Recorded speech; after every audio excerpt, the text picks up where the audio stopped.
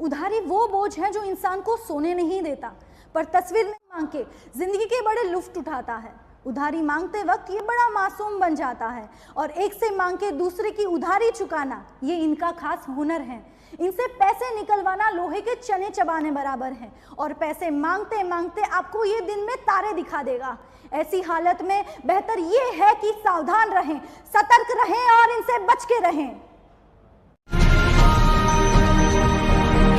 नमस्कार मित्रों, फाइनली वो शुभ घड़ी आ चुकी है जिसका आप बेसब्री से इंतजार कर रहे थे। जी हाँ, तस्वीर में दिख रहे इस हैंडसम शख्स ने अपने लिए लड़की देखना शुरू कर दिया है। तो जो भी लड़की इंटरेस्टेड हैं वो अपना दिल और बायोडेटा स्क्रीन पर दिख रहे ईमेल एड्रेस intizar@dilokachor143.com पर भेज सकते हैं।